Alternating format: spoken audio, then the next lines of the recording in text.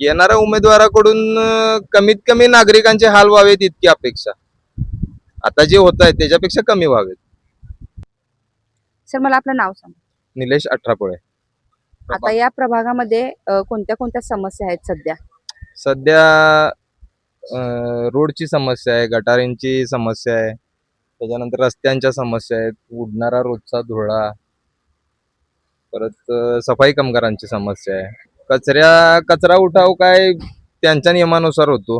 हा. साधारण 5-7 वर्षापूर्वी ज्यावेळी नगरसेवक होते त्यावेळी थोडाफार तरी आम्हाला काहीतरी दिलासा होता. या 5-6 वर्षात नगरसेवक किंवा प्रशासक आल्यापासून तरी पूर्णच प्रभागापुरतं मर्यादित न बोलता कोल्हापूरचे फार सध्या दुर्दशा आहे. ज्यावेळेला उमेदवार होते त्यावेळेला मनासारखी कामं झाली का?